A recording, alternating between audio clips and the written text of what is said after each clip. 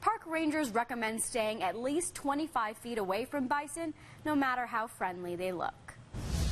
He broke the window of this old LDS church and climbed down, thinking this would be a good place to evade police. But little did he know, the door was latched from the outside. Police say he beat her with a PVC pipe that looks like this. It's thick and dense. Listen to when I hit it against this yellow barrier. And police say he hit her so hard that this was in pieces, scattered around the house. Yeah, Max and Tamara, we're starting to learn more about the gunman, Stephen Paddock, as police continue their investigation and release the names of more victims, 3 of which you just heard are from Utah.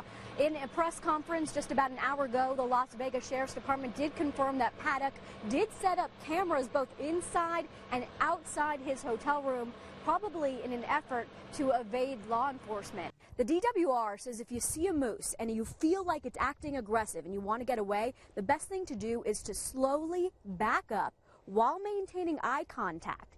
Don't turn and run away. Looking out your rear view mirror or even a backup camera is not enough.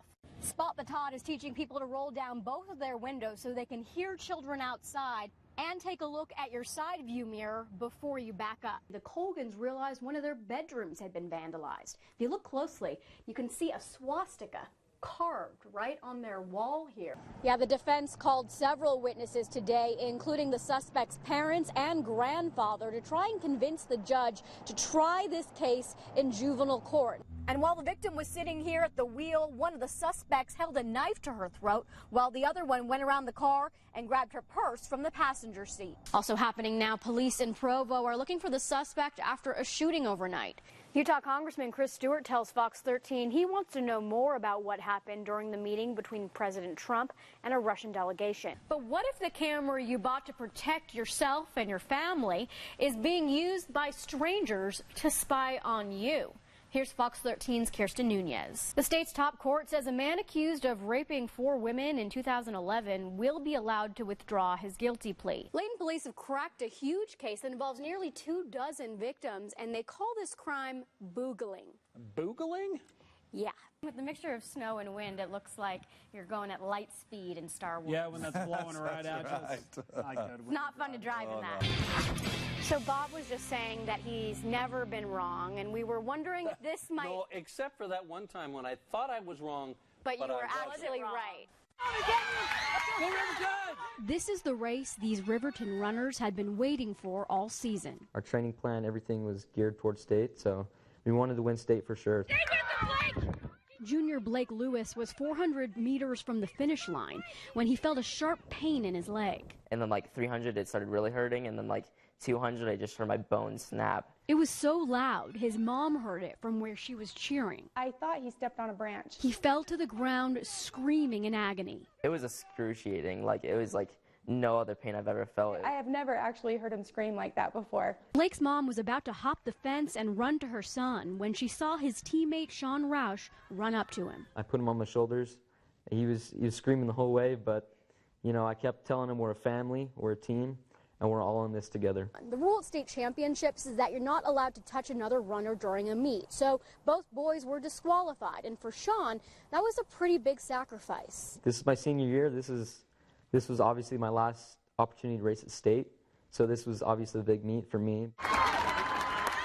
He picked me up and brought me to the finish line and disqualified himself for something greater, and definitely made my day.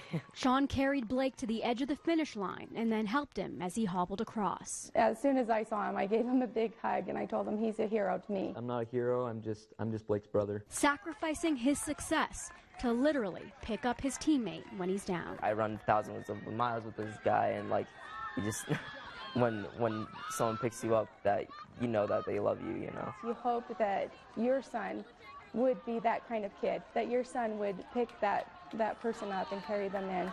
And I'm just so grateful for Sean that he was that kid. While firefighters pray for rain, we're Woodruffs, we're not wimps. The Woodruffs aren't letting the saddle fire rain on their parade. Nebraska, California, Utah, Arizona, Tennessee. With the family reunion 6 years in the making, the scattered Woodruff clan decided to come to the Pine Valley Lodge, despite the growing fire burning in the mountains surrounding it. Last night watching it come down the mountain, that was ominous looking. Like, it wasn't quite front row seating, but yeah, it was kind of scary. Kimberly's referring to the fire coming down Forsyth Canyon, which put people in the area on high alert. At this point, evacuations are not mandatory, but strongly encouraged, which may be the case for the foreseeable future here in Pine Valley, because it's going to take a significant rainfall to put this fire out. This is an area that's going to have, smoke for a while. A potentially smoky summer, and certainly one to remember for the Woodruffs. Each reunion you have like something that went on that year. It's like, oh yeah, remember the fire reunion year?